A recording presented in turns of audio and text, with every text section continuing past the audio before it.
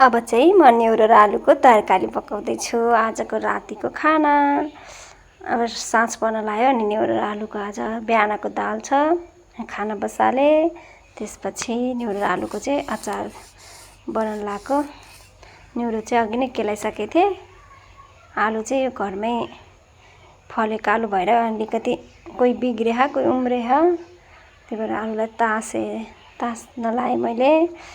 तास्दैछु आलुलाई। यो चाहिँ बिग्रेको रहेछ, कुहिएको रहेछ, त्यही भएर त्यसलाई साइड लगाइदिएँ।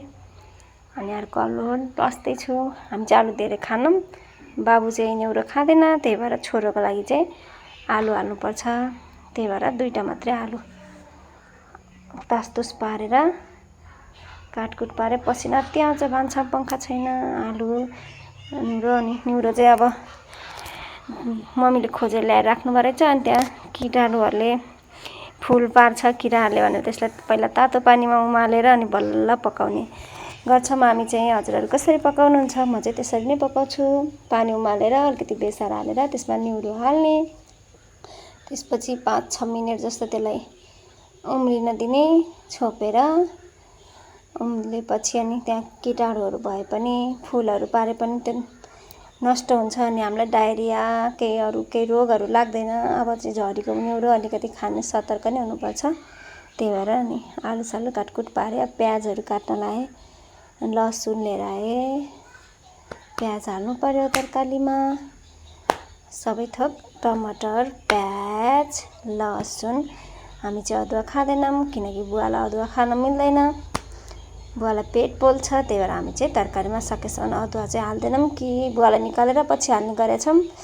अनि बुवालाई फेरि अलिकति हेल्थ प्रब्लम छ, खुर्सानी पनि हामी खाँदैनौँ, खान मन लाग्नेले हरियो टोक्ने हो। अदुवा पनि खाँदैनौँ। अनि मैले अदुवा लसुन छोडाएँ। अनि त्यसपछि प्याज काटकुट पारेँ, टमाटर काटकुट पारेँ, पानीमा न्युरो उमालिन्जेल अन्त रेडी गर्दैछु। उता चाहिँ पानी पाक्दैछ। अनि चाहिँ म स्कुलबाट आएर आफ्नो खाजा खाएर अनि बेलुकाको खानाको तयारी गर्दैछु। पकाउनु त पर्यो, खानु त पर्यो। गर्मी पनि अत्यधिक पानी परेको छैन, घाम पनि लागेको छैन, तर गर्मी चाहिँ धेरै छ। त्यही माथि किचनमा पङ्खा छैन, त्यही भएर गर्मी नै गर्मी छ। सबै कुरा रेडी गर्दैछु म। न्युरो र आलुको तरकारी, दाल बिहानकै छ। त्यसपछि सबै थोक काटकुट पारेर राखे सजिलो हुन्छ अहिले एकैचोटि पकाउनलाई। त्यसपछि अब न्युरो हेर्नु पर्यो पानीमा कस्तो उम्लेको छ भनेर। न्युरोलाई हेरेर एकचोटि चलाएर अनि ग्यास बन्द गरेर त्यसलाई पानीबाट निकाल्न पर्यो। त्यसलाई लगेर पानी बेसनमा लगेर पानी फालेर अनि ल्याएर तेल हालेर पकाउनु पर्यो भनेर तेल हालेँ। तेल हालेपछि मैले मेथी प्याज हालेको पनि भिडियो खिच्न लाग्थेँ, तर मोबाइल मात्रै तेर्सारेछु, टच गर्न बिर्सेछु।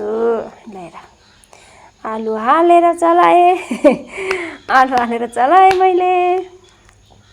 चलाइओरी राखेँ 1 मिनट 2 मिनट। म चाहिँ सिम्पल पकाउँछु, धेरै मरमसला चाहिँ हामी खाँदैनौँ, सिम्पल खान्छौँ होइन। अलिअलि ठिकै स्वास्थ्यको लागि पनि राम्रो, मिठोको लागि मुखको लागि पनि मिठै, तर धेरै मरमसला हालेर रातै पिरे चाहिँ बनाउँदिनँ। म सिम्पल पकाउँछु, सिम्पल नै मिठो लाग्छ। सधैँ सिम्पल खाने बानी भइसक्यो। त्यही भएर अघि पानी फालेर राखेको न्युरोलाई एकछिन आलु भुटिसकेपछि हालेँ। अनि क्यामेरा चाहिँ हातमा लिएर खिचेको भएर चाहिँ अलिकति जुम भएको छ, त्यसको लागि चाहिँ इग्नोर दिस। त्यसलाई चलाइवरी पारेर बेसार अलिकति नुन हालेर अनि छोपेँ मैले। एकछिन चलाइचली पारेपछि अलिकति बेसार अलिकति नुन हालेँ अनि सबै थोक हालेँ। अनि एकछिन त्यसलाई पाक्न दिएँ, त्यसपछि छोपिदिएँ। एकछिन टाइम लाग्छ पाक्नलाई। अनि पछि एकछिनपछि खोलेर हेर्दा आलु पाकेको छ कि छैन भनेर चेक पनि गरेँ। आलुलाई यसो काटकुट पारेँ, यसो पाकेको रहेछ। पाकेपछि चाहिँ टमाटर हालिदिएँ। टमाटर र लसुन, अघि नै पिसेर राखेको लसुन अनि काटेर राखेको टमाटर हालेर मसला अलिकति थपेर मसला थपेँ अनि त्यसपछि काटेर राखेको टमाटर हालेँ। टमाटर हालेपछि फेरि लसुन पनि हालेँ। लसुन टमाटर हालेर अनि त्यसपछि त्यसलाई हालिसकेर अनि त्यही लसुन र टमाटरको अलिकति पानी पनि त्यही हालिदिएँ। त्यसपछि त्यसलाई सर्लक्क छोपेपछि छिटो पाक्छ। म चाहिँ मिक्सरमा युज गर्दिनँ, छोपछाप पारेँ।